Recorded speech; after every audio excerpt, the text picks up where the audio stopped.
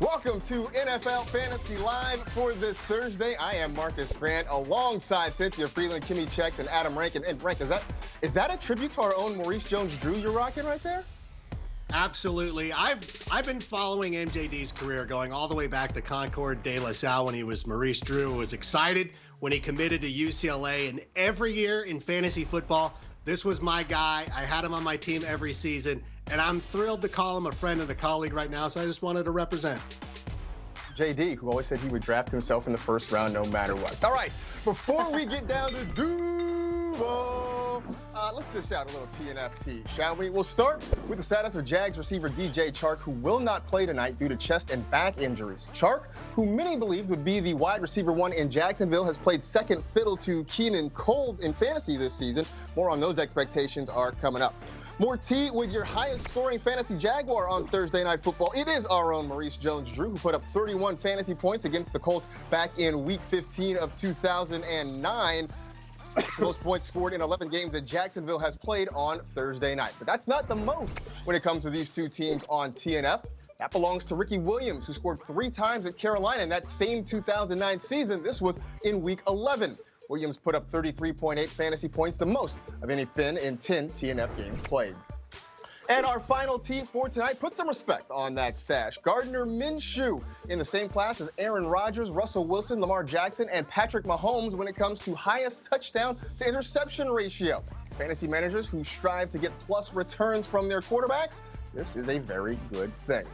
All right, now that we have sipped on some tea, let's dive into the main course and see who will feast or fade. I'm going to give you a fantasy player in tonight's matchup. You tell me if he's going to feast or if maybe we should fade him. So, Kimmy, we will start with the stash. Gardner Minshew, you feasting or you fading? Didn't you just say put some respect on the mustache? I am absolutely feasting.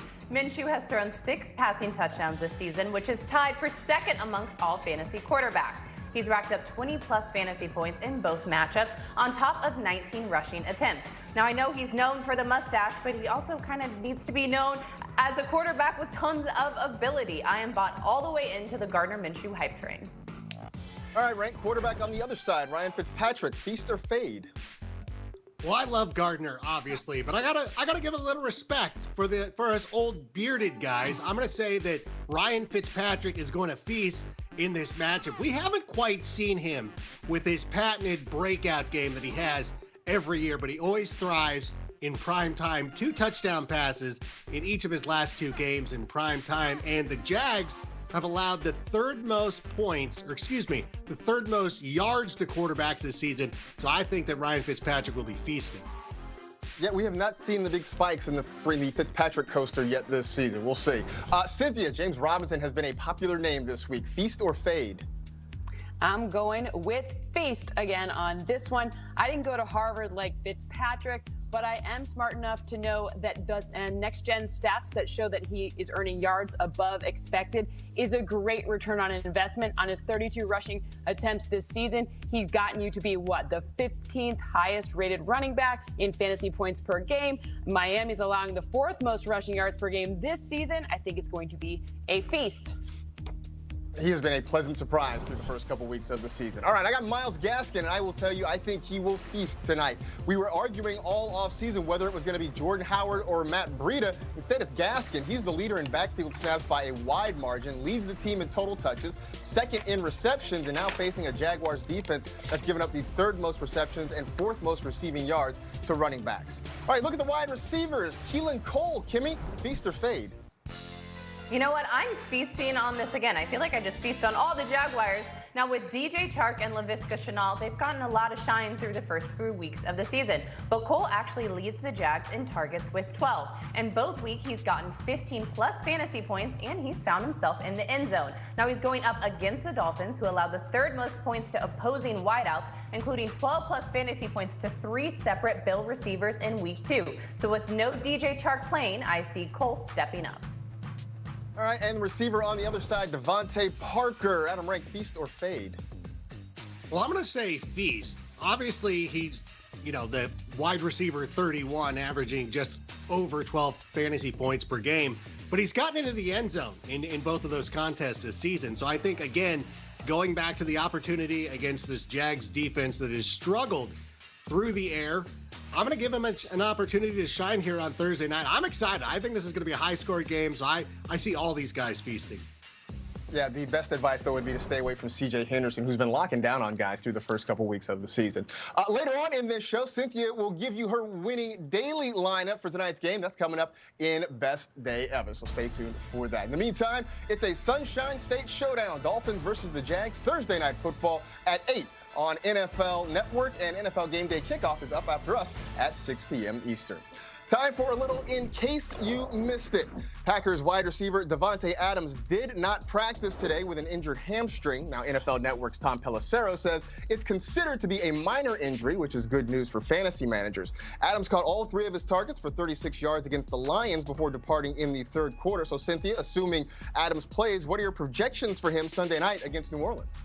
Well, Tom Pelissero and I both did go to the same college. It was also in Boston. It was just a different one. But I like Davante Adams to have another huge game. I have 7 receptions, 88 yards, and a touchdown. That adds up to 21.8 fantasy points in this one. I know that the Detroit one was disappointing, but they didn't need him. They give his hamstring a rest. He's got to save it up for New Orleans this week. Yeah, you want him to be ready to go when the lights come on, for sure. Julio Jones did not practice today ahead of his matchup against the Bears. Jones, like Adams, dealing with a hamstring injury. Now, Kimmy, many fantasy managers seem to be concerned about Julio, even at 100% these days. Are you worried about him?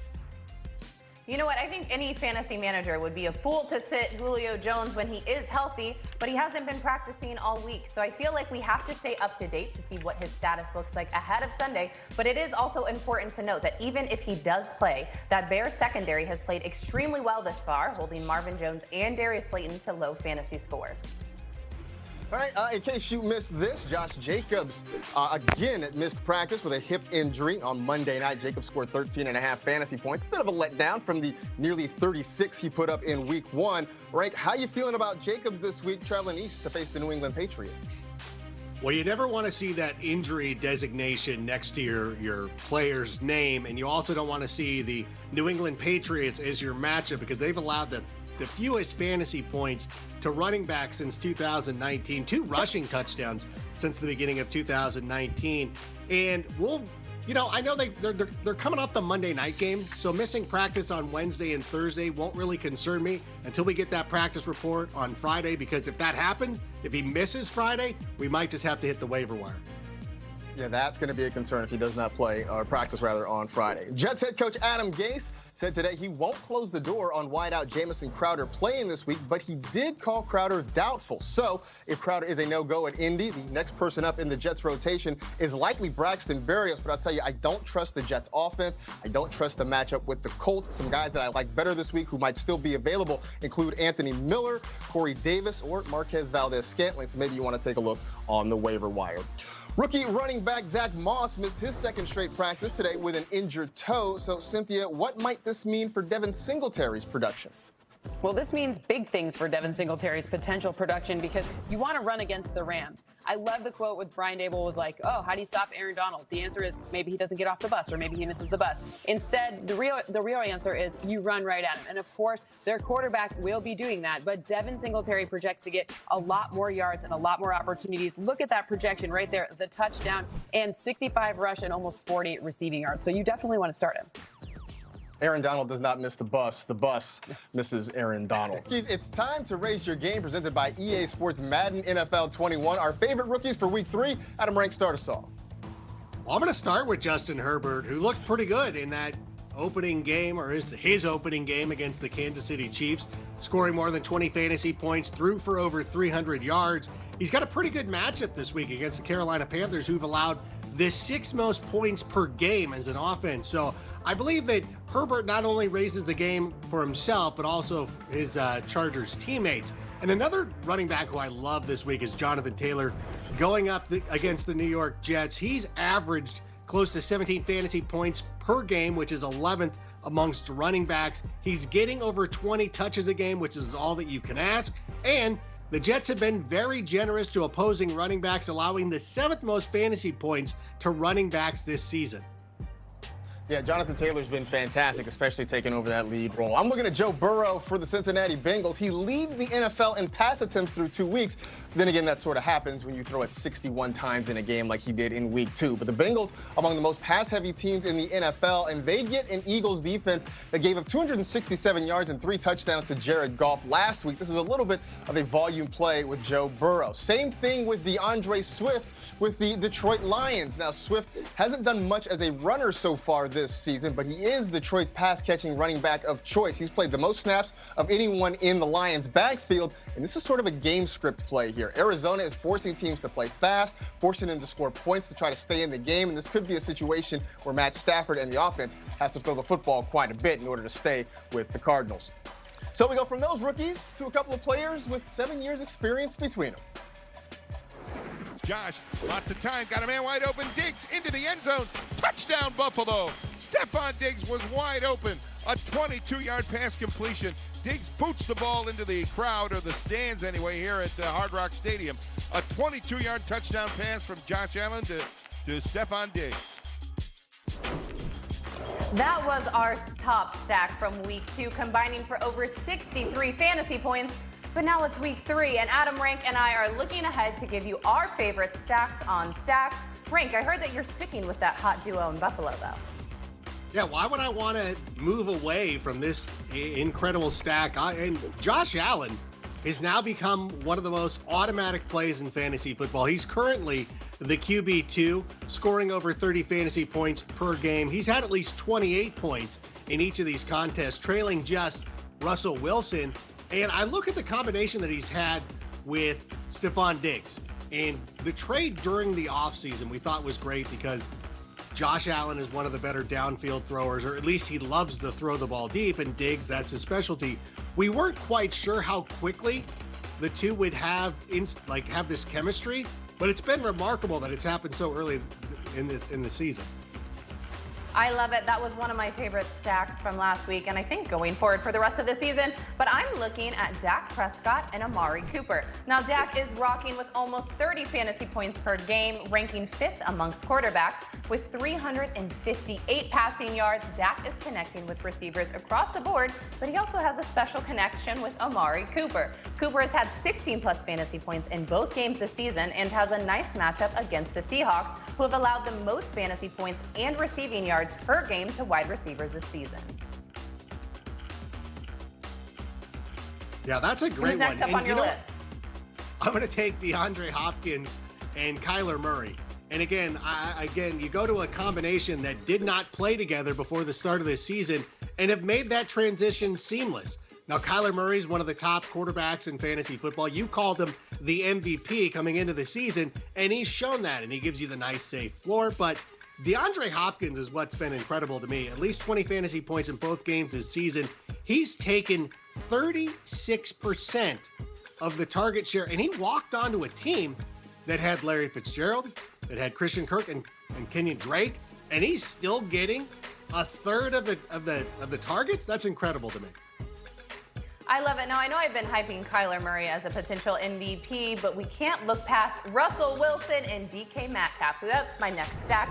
Now, speaking of the matchup between the Seahawks and the Cowboys earlier, DK Metcalf and Russell Wilson are in for another monster week. Wilson has had 4+ passing touchdowns in both games, giving 2 of those to Metcalf, who's had a touchdown in every single game. Now, Metcalf, who's had 19+ fantasy points per game, is poised to show out alongside his QB, so make sure you get them in your starting lineup. Rank, who you got next? Well, I do want to say one thing about Seattle, though, is that you could go with either wide receiver in that one and go with DK or Tyler Lockett. As a matter of fact, that's the best stack, is having those 3 players. But I also love this combination in New England, Cam Newton and Julian Edelman. Obviously, in week 1, we didn't see a lot of Cam Newton's passing prowess, throwing for 155 yards in that game. But what we saw on Sunday night was pretty incredible. And now he's got a pretty good match against the Raiders, who've allowed the 7th most total yards per game this season. Julian Edelman is the receiver that he's constantly looking for. I know N'Keal Harry is somebody who he also likes to target. But it's Julian Edelman, and that is a nice combination. And now, if we can just see Cam throw it, he doesn't have to throw it as many times as he did in Seattle. But if he comes close to that, I think this is a very nice stack. Because again, all three quarterbacks that I'm picking also give you that safe floor with their rushing. I love it, and I'm really excited about Cam Newton. I know you were hype on him all preseason, and it's paying off. But another guy that was kind of a sleeper, and now he's shined, it's Ryan Tannehill and Corey Davis. Now, Tannehill has had 2+ passing touchdowns in 9 straight games. No other quarterback has had more than 3. Going up against the Minnesota Vikings, who have allowed the second most touchdown passes, he's going to be a must-start with his receiver, Corey Davis. Davis is poised to step up with A.J. Brown dealing with a knee injury. And the Vikings, who I already said weren't so hot against quarterbacks, they also aren't so hot against receivers. So make sure you get them in your lineup. I promise it's going to pay off. But by the way, that was our Stacks on Stacks. But Rank and I have a new show. It's called Fantasy Bites, and it airs on Thursdays. You can find it at NFL.com, on the NFL Fantasy app, or go to YouTube.com/NFL Fantasy Football. Plenty of fantasy excitement about this game. Could it be the best day ever? Cynthia is here now to help us set a daily lineup for this Dolphins-Jaguars contest. So let's start with who will be your MVP. Who is the player that will get you 1.5 times the points tonight? Well, I need 1.5 times all of the points that Gardner Minshew is going to get me, because Gardner Minshew's projections for me are on par or even better than what we've seen so far this season. He had 20+ fantasy points in both games this season. He was one of 7 quarterbacks to do so. I think tonight, this week, he's going to be in the top 5, so you need that. All of the next-gen stats, as in all the things that measure his ability to make crazy passes off-platform, like that's when his feet aren't even set. He's super accurate in doing so. He's one of 3 quarterbacks, and Patrick Mahomes is one of those quarterbacks that makes those off-platform throws, so I need him in my lineup tonight. Yeah, Gardner Minshew's been fantastic. All right, so you got him set as your MVP. You got 4 flex options. Let's start with a couple of them. And a reminder, in this game, kickers are people too.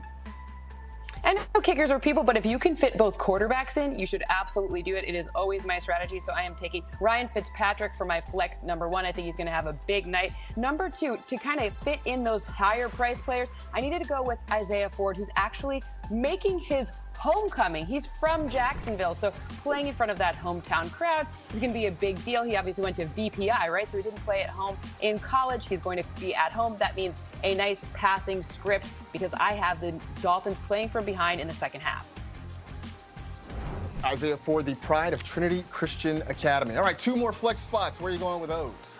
Well, I'm all in on James Robinson, so I needed him in my lineup too, and I could fit him, and then I could also fit Laviska Shenault. So I feel like I've been listening to all the advice that we've taken from this entire show so far, synthesized it. Look at this lineup. All of those people are going to have monstrous nights. You should not leave Laviska out of your fantasy lineups this week. All right. Hopefully Cynthia has made this the best day ever. But wait, hang on 1 sec. I'll be right back. I just got to go out and get some air. Hype train cannot be quarantined inside. It has to live. It has to breathe. And Marcus, I have one question for you. Are you ready? Oh, yeah, I'm ready, baby. Let's get it rolling, huh? That's right. It is time to get hurt. All right.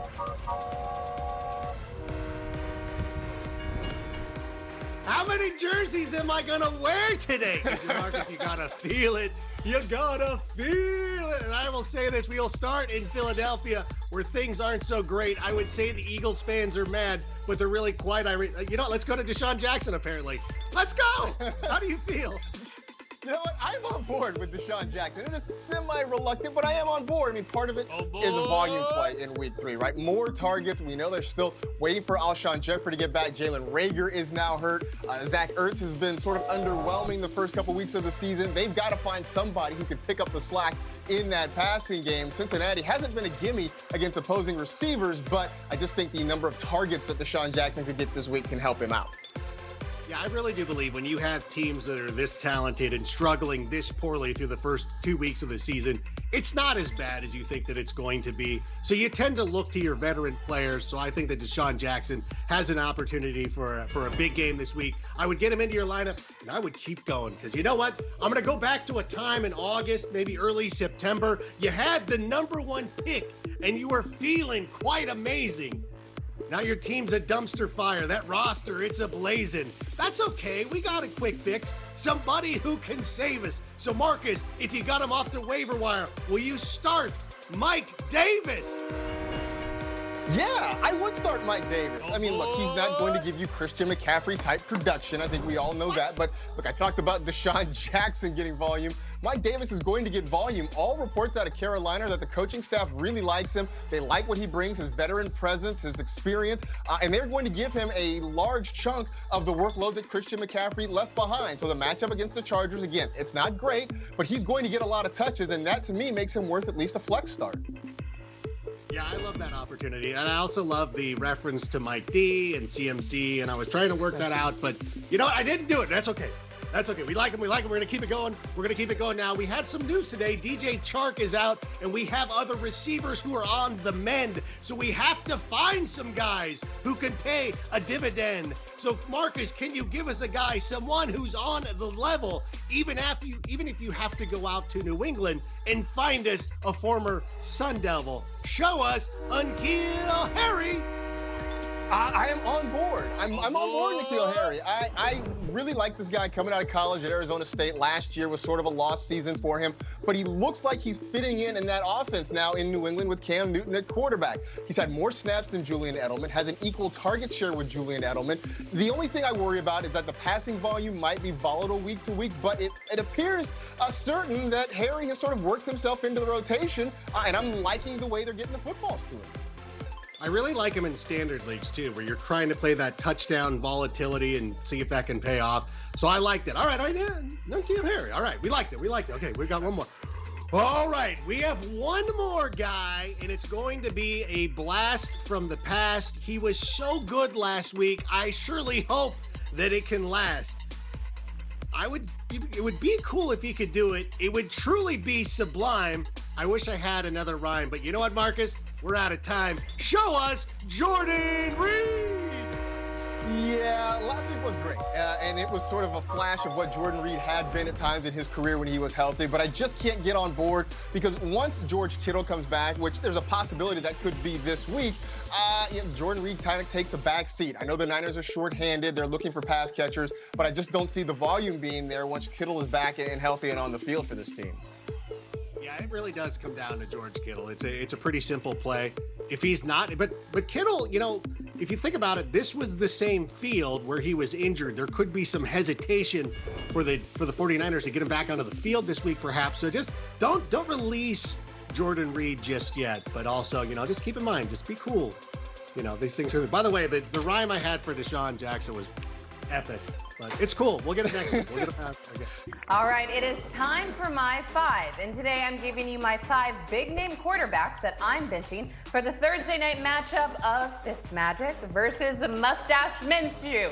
All right, starting at the number 5 spot, it's Deshaun Watson versus the Pittsburgh Steelers. Now, I know this one is spicy because I never would have thought I'd want to sit Deshaun Watson, but he's ranked 17th amongst quarterbacks this season with only 2 touchdown passes and 2 interceptions. The Steelers have only allowed 1 20-plus point fantasy performance to QBs in the last 16 games. So with a tough matchup against the Steelers, this may be a week to sit Watson. All right, coming up next at my number 4 spot, it's Matthew Stafford versus the Cardinals. Now, not once this season has Stafford been able to crack the top 15, and this week may not be the week that he does it, which is why I'm going to take a fade on him. The Cardinals have not once allowed a top 15 quarterback, so if you have another option, look to start him. All right, this one kind of breaks my heart because it's my OG guy coming in at number 3. It's Drew Brees versus the Packers. Talk about a tough matchup and a tough season so far for Drew Brees. The OG may still be a great quarterback, but not relevant in fantasy football. He's ranked 24th amongst QBs, and he's struggling, getting less than 5 air yards per pass attempt. With Michael Thomas again not expected to play, fade Drew Brees. All right, another OG coming in at number 2, Tom Brady at the Broncos. Not a good start for me. TB12 ain't doing so hot with his new team, and as he adapts to a new offense, a new coach, and new receivers, Brady has only thrown 3 touchdown passes along with 3 interceptions. Though he's looking to rebound this week, the Broncos haven't allowed a top 15 fantasy quarterback. All right, and last but not least, it's the number 1 guy on my list, Carson Wentz. Come on, man, you're going up against the Bengals, but I'm still fading you.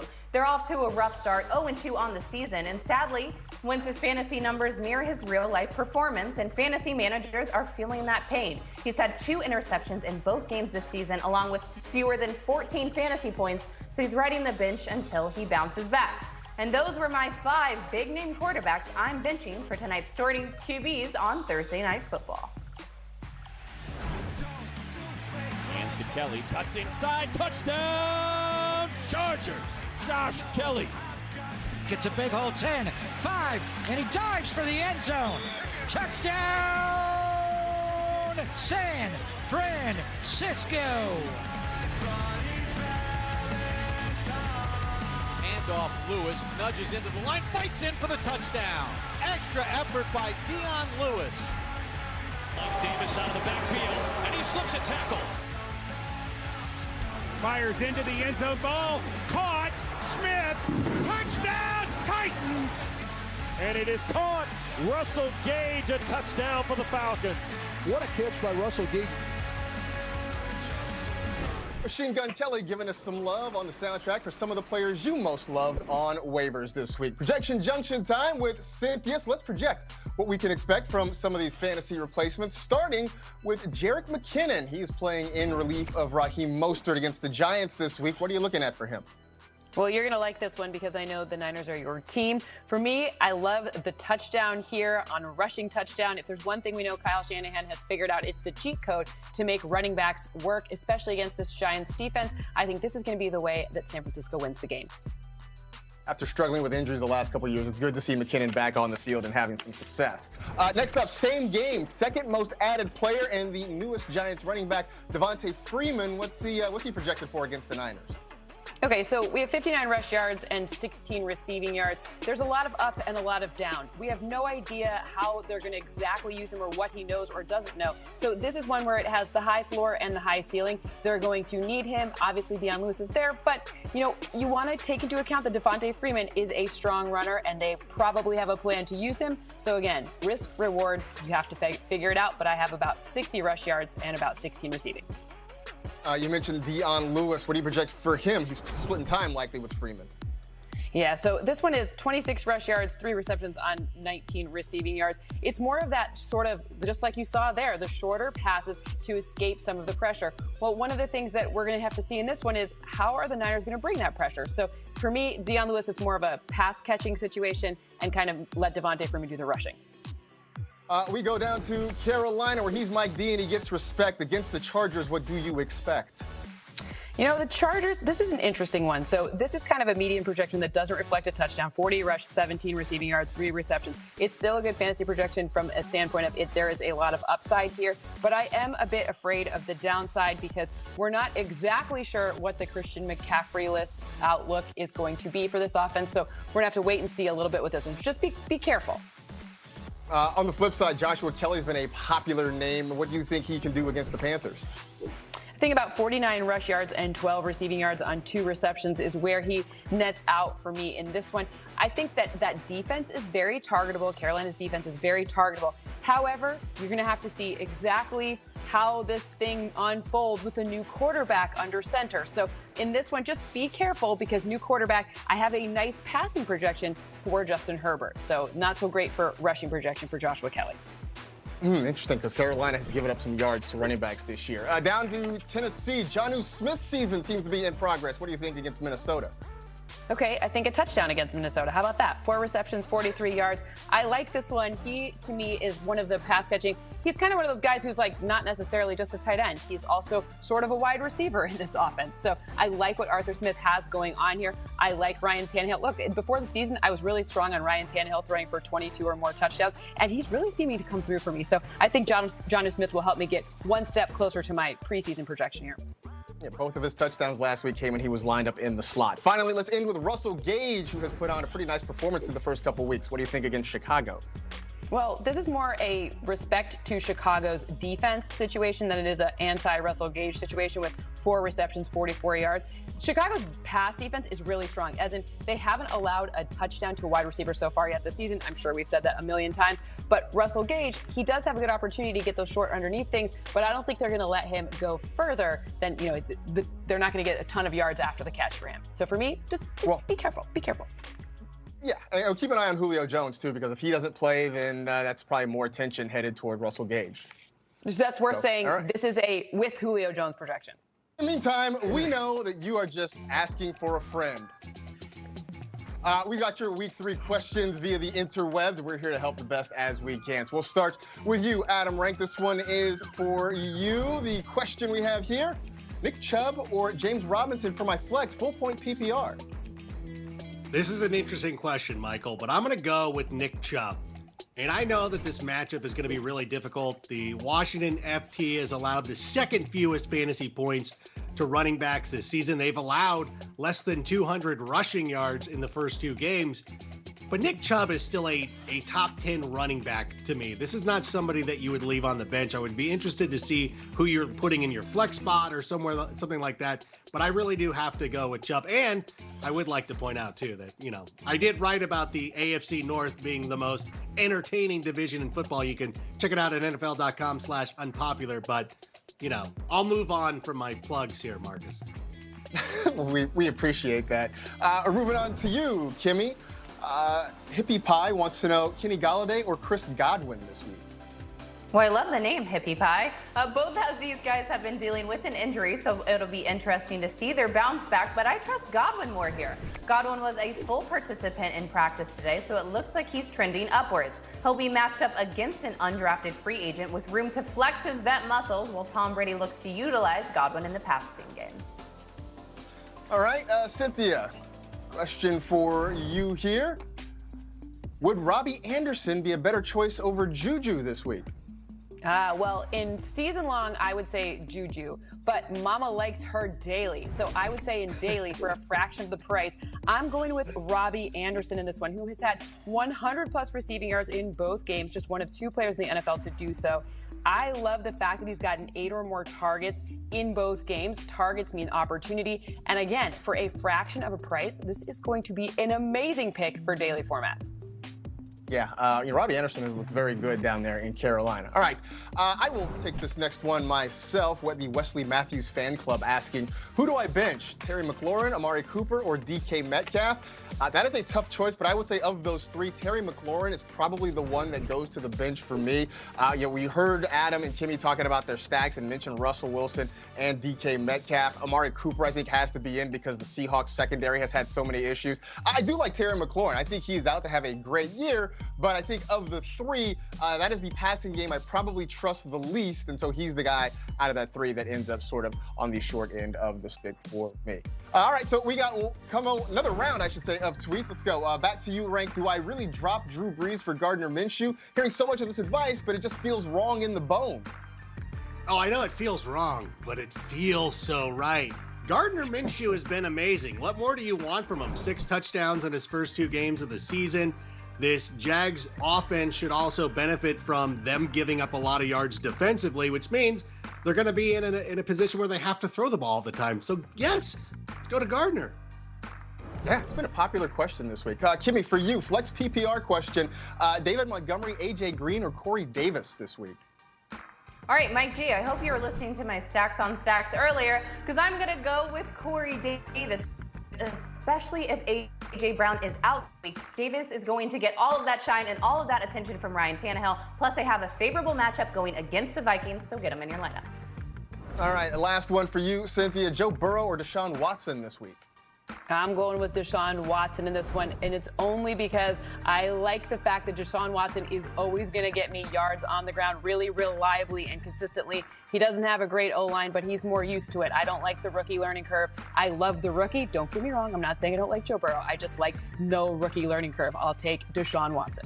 All right, call me crazy, but bold TNF predictions starting with Mr. Minshew there, Kimmy. All right, you just heard all of the shade, so call me crazy. But Gardner Minshew will show no respect for his elder with 26 fantasy points, which will also include a rushing touchdown. Now, come on, it's Gardner, one of 7 quarterbacks with 20-plus fantasy points in both games this season, 3-plus touchdowns in both games this season, and Miami has allowed a top 6 fantasy quarterback in both games, averaging 30 fantasy points. Minshew, show out tonight. You know what? Call me crazy, but I think that Ryan Fitzpatrick and Gardner Minshew will combine for 60. Let's go crazy. 60 fantasy points. I think this is going to be a good one. Okay, so you know who else is going to have a good one? It's Laviska Shenault. The rookie's going to lead all rookie wideouts and Wookiee wideouts in receptions and fantasy points this week. Laviska Shenault, get him in your lineup right now before the game starts. Call me crazy, but Mike Gesicki has 2 touchdowns tonight. Teams have been using their tight ends as mismatches against the Jags. Jonnu Smith scored both of his from the slot. Mike Gesicki's been a glorified slot receiver for the Dolphins, playing about 2/3 of his snaps from that position. Plus, with C.J. Henderson locking down on the outside, this could be where Ryan Fitzpatrick goes when he's looking for production.